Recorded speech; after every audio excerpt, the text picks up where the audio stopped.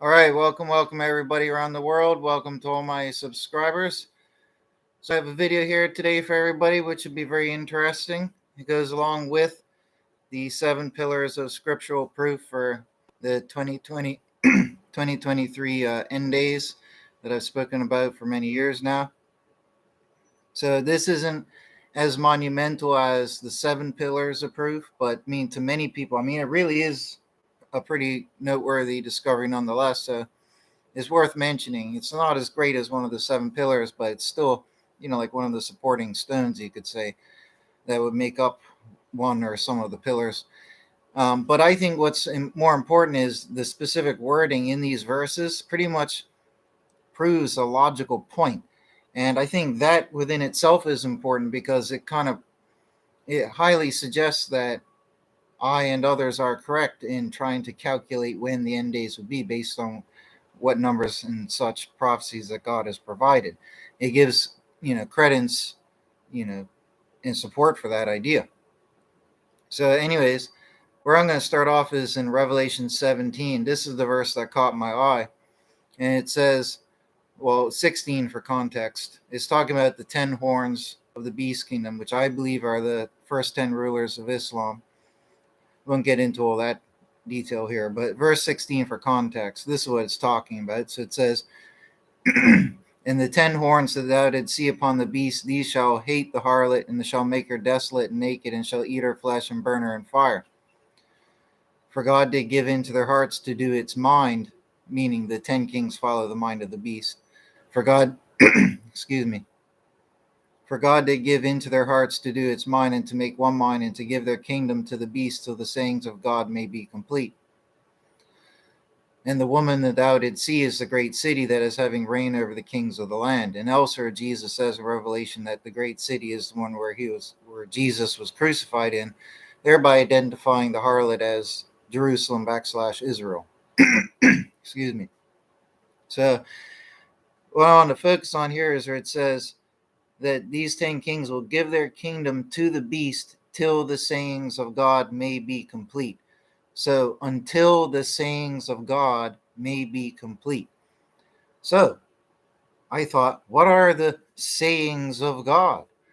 Okay, it could very well be 100% applicable to Daniel 12, okay, which I said a million times over these years. It's in my book on 2023, 2024 end days, the 7 pillars of scriptural proof, that book. When Daniel 12 here, God literally gives Daniel a period of time, says how long the period of time is, and then gives Daniel an instruction for people to count that period of time so that they can know when the end is coming. It's quite verbatim, right? So he says, where is it? And he even says, none of the wicked understand, and those acting wisely do understand. So he even throws that in there, and then says in the next breath, I might as well just read from verse 12. It says, "Oh, the blessedness of him who is waiting earnestly and does come to the days 1,330 and 5. And thou go on to the end, and thou dost rest and dost stand in thy lot at the end of the days." So that's the description of the time period, how long it is. It ends on the final day. But there's also that instruction of the blessedness of him who is waiting earnestly and does come to the days 1,335. So that's basically an instruction to count, to know, to count, and to wait those days till you come to that point. Obviously, if you're living, in those times, and if it's applicable to you, in the end days, but it's just a general statement to all mankind. It's telling mankind how much time there is from a certain point until the so-called final day. And then God's telling mankind in general, oh, the blessedness of him who's waiting earnestly. So that's like saying mankind in general, you will have to wait 1,335 days. If you're smart, and you've listened to me and what I've just told you, this is what God is implying in the text, then you will apply what my instruction was, and you will wait those 1,335 days as mankind, which are 1,335 years. So going by the day for year principle, right?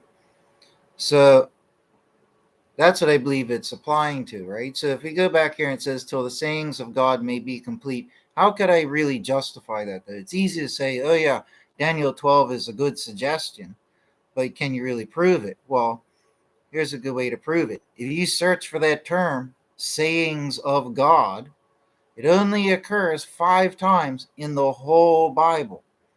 Okay? Now, ironically, out of these 5 verses, 1, 2, 3, and 4 of them go right in hand as evidence for what I'm talking about. Okay? And the other thing you could do is, okay, well, it depends on, who is scribing at the time and if they chose to write the word God or its equivalent instead of Jehovah, right? Or another variant of the name. Okay, so just to be safe, I also did a search for sayings of Jehovah, and there's only 2 occurrences in the whole Bible.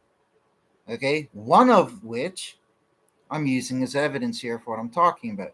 So really, that works in my favor. It's not like there's huge lists of it being that term being used countless times, you know what I mean, in all sorts of different ways. Nope. Out of 7 total occurrences, we have, was it 5 in total? I think it was 5 in total. Yeah, 5 out of 7 occurrences of those 2 terms is acting as evidence for what I'm talking about. And the other 2 verses don't act as evidence against it. They're just irrelevant uses of the words. For example, in John 3:34, for he whom God sent, the sayings of God he speaketh, for not by measure does God give the Spirit. That's just, that's irrelevant in this sense, right? And then in Joshua 24:27, it says, and Joshua says to all the people, lo, this stone is against us for a witness, for it has heard all the sayings of Jehovah, which he has spoken with us, and so forth. So it's just an irrelevant verse. It doesn't disprove what I'm saying. So out of 7 uses of those terms, 5 act as evidence for what I'm claiming. Okay, so let's hear it. So in Daniel 12, like I said, is where God gives that measure of time and tells us basically an instruction, like an tongue-in-cheek instruction. He says, oh, blessedness of him who's waiting earnestly, counting the days, and does come to the days 1,335. You can only come to that day if you wait and you count that day, right? And he says waiting earnestly. So it's fair to say that this is an instruction from God, and an instruction to wait a certain period of time as mankind for some end result. And God even specifies that it is the end of days. He even says that in verse 13. So keeping that in mind, let's go read these out of the 7 verses that I mentioned, right? The sayings of God and the sayings of Jehovah, that variant. Let's go read them. So the first 2 are in Numbers 24. So I only they basically just repeat it. It says an affirmation of him who is hearing sayings of God in verse 4. But in verse 16, it's a little bit more important, right? So in Numbers 24, verse 16, it says an affirmation of him who is hearing sayings of God. So remember, that's the term that I'm looking for, sayings of God, because in Revelation 17, it said they will give their kingdom to the beast till the sayings of God may be complete. So I rightfully search for that term, the sayings of God may be complete, because it's not just talking about anything God talks about. It's talking about something specific. Until the sayings of God may be complete. What does that logically allude to but a time period, right? But I can better prove it by reading these verses, right? That's the basic gist of what I'm trying to show here. So Numbers 24:16, an affirmation of him who is hearing sayings of God and knowing knowledge of the Most High, a vision of the Almighty he seeth, falling in eyes uncovered. And what do you know? What's he say in the next breath? I see it, but not now. I behold it, but not near. A star has proceeded from Jacob, and a scepter has risen from Israel. Now, this is either the coming of Jesus when he was incarnate here, or it's the coming of Jesus at the end of days. Either case, this is a very important verse in the Bible, period, whether Old or New Testament, Judaism or Christianity. Very important verse. And it follows the verse that says that, hey, this prophet who's talking is hearing sayings of God, right? He's knowing the knowledge of the Most High. He's getting the vision of the Most High, and then he opens his breath to relay it, and that's what he says. It's about the arrival of Messiah. At whatever time in history, who cares? It is about the arrival of Messiah. That's pretty interesting. to point out. So that's one use of the term. Okay. Now, if you apply that back to Revelation 17, these evil ones will oppress and blah, blah, blah until the time period ends. Jesus arrives at the end of days. When he arrives, he does battle with Satan's army and all that, and it's the whole end days, right? So that's fitting. It fits, right? Because these bad guys will be doing their bad business until Jesus arrives to stop it. That's Revelation 17. And then in Numbers 24:16 and 17 is talking about Messiah arriving, and then he smites the corners of Moab, destroyed all the sons of Sheth, and so forth. So he's not coming throwing around flowers, he's coming around to do some judgment, right? So it Numbers does fit with Revelation there, right? So that backs up my little theory here, right? So then we go on to the next one, which is John 8:47. So let's go read that. This is interesting. Now, yes, you could say this is, maybe I'm taking this out of context and it's actually itself is irrelevant. But I think because of the few occurrences of this term, sayings of God, I think that makes this more relevant and should be considered, right? But it says here in verse 47, he who is of God, the sayings of God, he does hear. Because of this, ye do not hear, because of God you are not. What do you want, Kitty? You want to go outside? Hold on. Sorry. All right. There you go.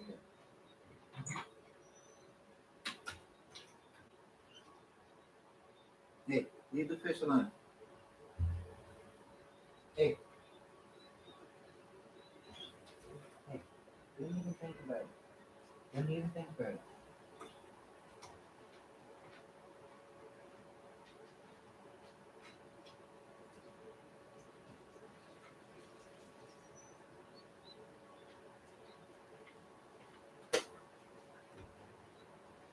Here. Don't you dare touch the fish.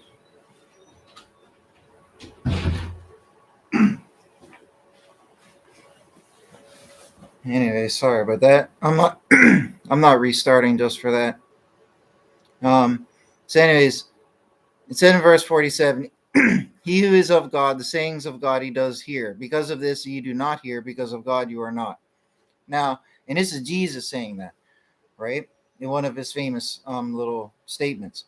So it's just a simple statement you could say, and maybe I'm taking it out of context. But like I said, that term, the sayings of God, is only used 5 times in the whole Bible. 4 out of those 5 are going hand with what I'm saying is evidence, right? Only 1 doesn't, and it's just irrelevant. Okay, so it is important that and it's Jesus. It's not just some random guy flapping his gums. Jesus probably did say this on purpose, right? You would like to think everything he said was on purpose. So I mean, I don't think it's a flippant use of the word. If Jesus was one to make a habit of flippantly using certain terms and words, then he would have used them more. Jesus has was it 50 or 100 pages of text and speech that he says in the New Testament. You'd think if he's flippant with words, you would see this more often, but you don't. It's only these few times. Two out of those 5 are in the Old Testament. So only 3 uses in the New Testament. One is from John, and it might not even be Jesus speaking, right? So we have reason to logically consider that, we have reason logically to consider that this is something valid to consider. You follow me? So if Jesus was alluding to the mystique of what I'm talking about here, then what he has also said is that those who don't hear, they don't grasp these sayings of God, they're not of God.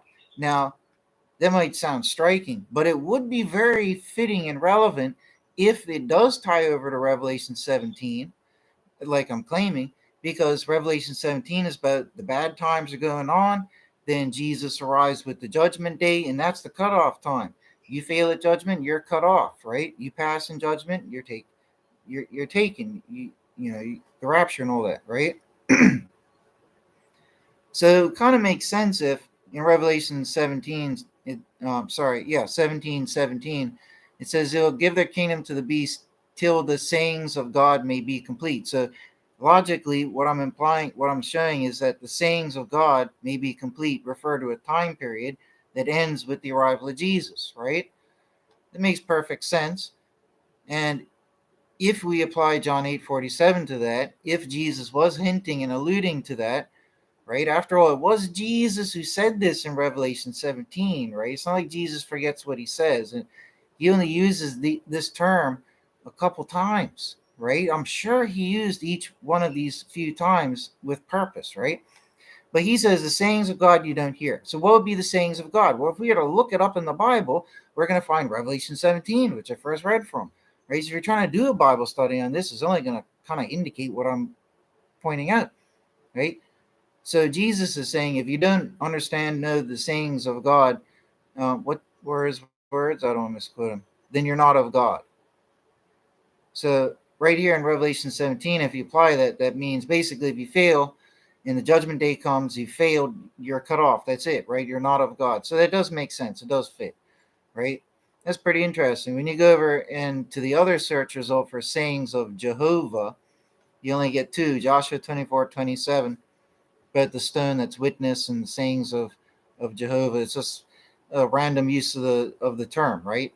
Irrelevant random use of the term.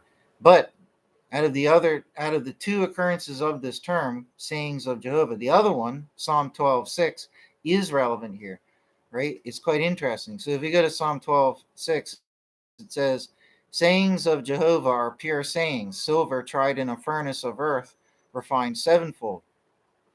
Now, this is interesting because you could easily say that God is revealing something cryptic here on a deeper level.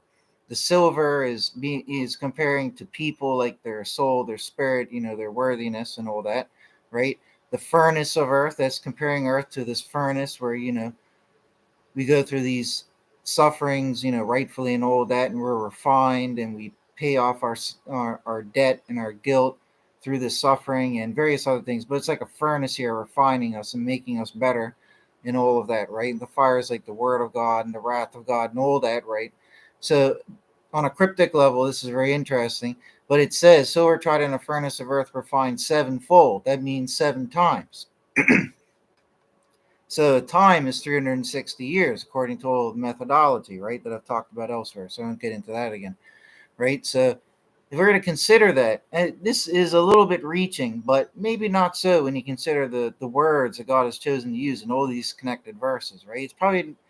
You know, it's probably not a meaningless use of these words, right? It's probably been said on purpose for a reason. So silver tried in a furnace of earth, refined sevenfold, refined 7 times. 7 times would be 2,520 years. Now, one of the 7 pillars of scriptural proof that I cover in my book on the 2023-2024 end days is about Daniel's prophecy from whatever chapter it is, where he talks about the 2,520 years. And that is one of the most complex pillars, and it's a very complex one, so I'm not even going to touch on it or get into it here. The more I mention about it, the more I'm going to have to explain, and we're going to be here forever, so I'm not getting into that. But it's very, very compelling. It's one of the most awesome pillars of proof. It just takes a lot more to explain, a lot more verses to go through. That's all right. I'm not going to do that here today, right? But 2,520 years, that is marked from, where is my calculator here? That is, I can tell you in 2 seconds, from 572 BC to 1948, right? I better explain it breaking down in my book. I'm not getting into all that detail here, but that's the period of 7 times. That's the pillar. That's the one of the 7 pillars that talks about, that is about the 7 times, the 2,520 years, right? So it's interesting that this is a mention of 7 times, even though it doesn't say 7 times. It's not really reaching that far, right? It's sevenfold. It means 7 times. That's what it means, right? This is just the English rendering, anyways, right? The authentic original language might directly interpret it as 7 times. I mean, that is logically what it is implying. It's refined 7 times. Sevenfold means 7 times, right? So it's not really reaching. But 7 times is 2,520 years. Now, I won't get into I wouldn't even bother trying to think about it right now, how this would tie into Tyre and all that. But just looking at the numbers, That number is only used once in the Bible, and it's used in that prophecy of Daniel. Like I cover in my book, it maps out from that point when Tyre was smitten by God in 572 BC, and the time period culminates in 1948 when Islam lost its dominion over Israel, and Israel was reborn. Right. So without explaining all the waffling that needs to go along with this, it's just too much for this short video. That is the time period. That is the number. And how would this fit to it? Well, it's interesting how it says sayings of God are pure saying. And remember, that's sayings of Jehovah. So that's the use of the term. That, don't forget that part. So that makes it a little bit more relevant. Are pure sayings, silver tried in a furnace of earth, refined 7 times, refined sevenfold. What we have to notice here a lot using logic is that it's almost like defining, not exclusively, but it's like providing a definition for sayings of Jehovah, because it says sayings of Jehovah are pure sayings. Silver tried it, so it's like a comparison, a definition, an illustration. You see my point? So sayings of God are like silver tried in a furnace of earth, refined sevenfold. So when you break down to the common denominators, and take the fluff out, that is saying, and make it more like a mathematical formula, sayings of God, the statement that we're looking up, is equal to 7 times, right? Now, going by that logic, that would be fitting to Revelation 17, because it's saying they'll give their kingdom to the beast till the sayings of God may be complete. Whereas I was saying that the sayings of God, that term refers to a time period that must run its course and then will end with the arrival of Jesus. So that makes perfect sense. Psalm 12, sayings of God are pure sayings. Silver tried in a furnace of earth, refined 7 times. Then it says, Thou, O God, you preserve them. Thou keepest us from this generation to the age. Right? So it's got a little reference to time there and epochs, right? So it makes a little bit more relevance, right? And then compare that to Revelation 17:17. And they will give their kingdom to the beast till the sayings of God may be complete. Right? So the sayings of God could directly refer to these 7 times, which is 2,520 years from the fall of Tyre. And by the way, Nebuchadnezzar, who had overthrown Israel, is the one who Nebuchadnezzar also overthrew Tyre. Okay? And I think when Nebuchadnezzar overthrew Tyre, I think that's the 572 date. I think that's what that's about. It's all in my book. I just can't remember everything offhand. Right? So in my book, I go into an excellent little chapter or subchapter where I show how, actually, I have a subchapter within a chapter that's devoted to showing how there are correlations and side connections between the 7 pillars. And I showed one example how from 602 BC, which is fulfilling Daniel 12, verse 11, I think it is, you have 1,290 years until the Dome of the Rock in 688 AD. Excuse me. That is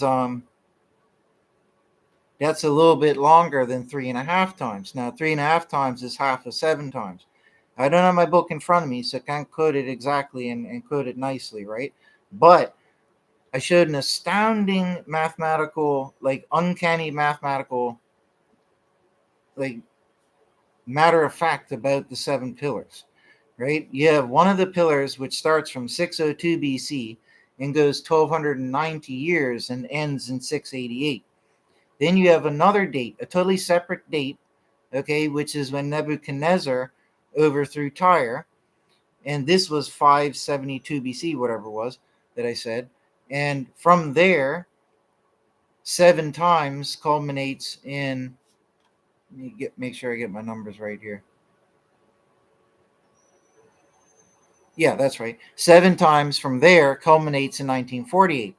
3.5 times from 572 comes to 688 AD.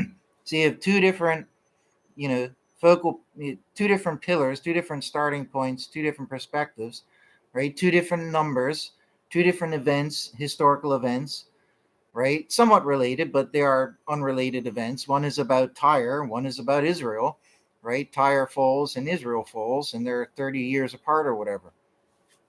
The striking thing is that when Nebuchadnezzar overthrew Tyre in 572 or whatever it was BC, 3.5 times from there leads you to the exact same point that is 3.5 times from when Nebuchadnezzar overthrew Israel, right? So two different numbers from 572 still lands at 688, and 602 still lands at 688. Where you get the connection is from 602 to 688 is 3.5 times. And then 3.5 times from there takes you to 1948. From 572, when Nebuchadnezzar overthrew Tyre, you take a full 7 times and it takes you up to 1948. You take half of that, you take 3.5 times, it still lands you right there on the Dome of the Rock in 688.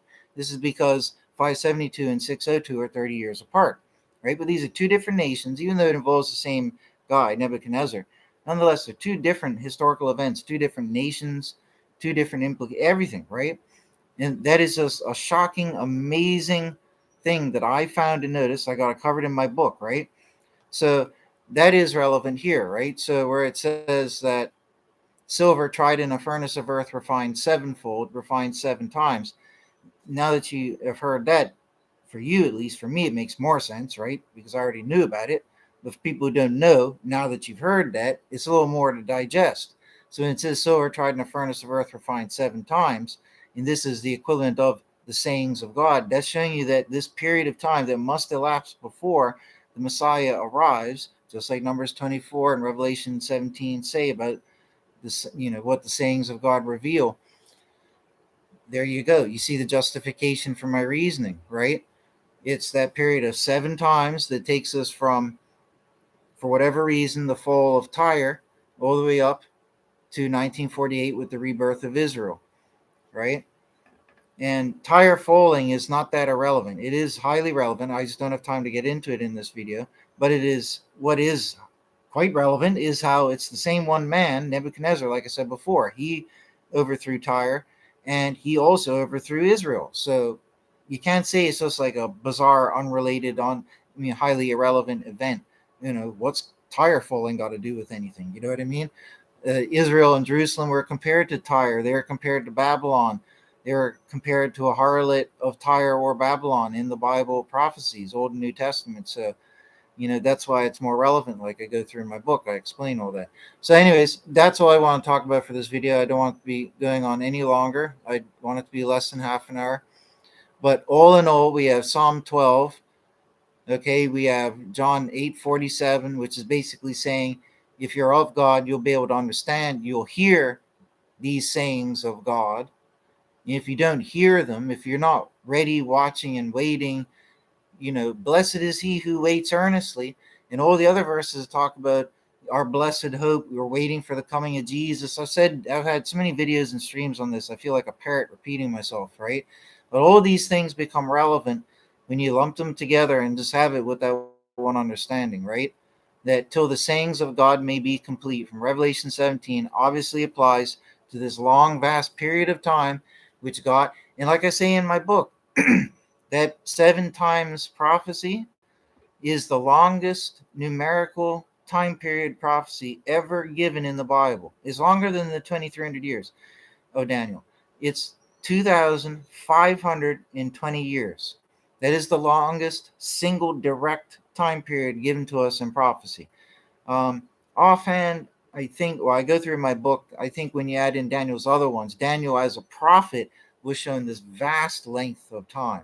Offhand, I can't remember how much it adds up to, right? But I mean, it's a massive length of time. Might be close to the 25, whatever, but anyways, we're not here to fuss over these little insignificant things, right? It's a super long prophecy, right? And it is the longest singular prophecy given, right? 2,520. That makes it the beefiest, the most important, the grandest. You know what I mean? 7 times. Nice round number. 7 times, right? And you get the furnace of earth imagery and the 7 times. This makes perfect sense. Israel had just fallen at the hands of Nebuchadnezzar.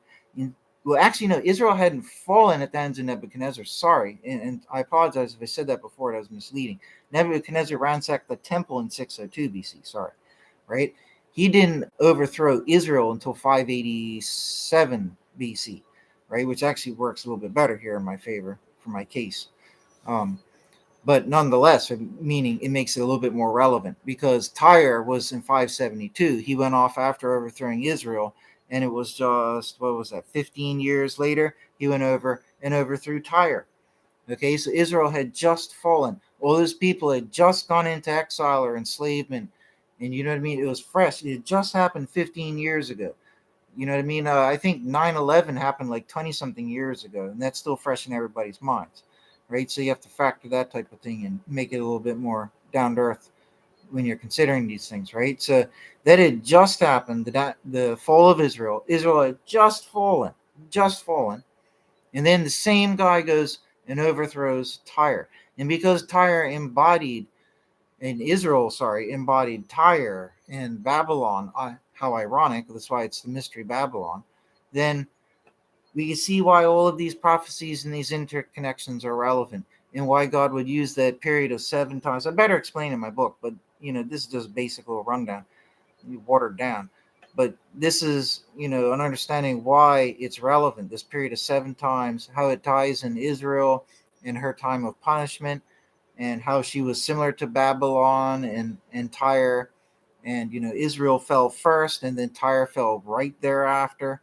And then, bam, you take the measure of the 7 times, and then it ends precisely at 1948, right? The rebirth of Israel. Couldn't pick a more poignant time in all recent human history, like the last few hundred years, or maybe even 2,000 years.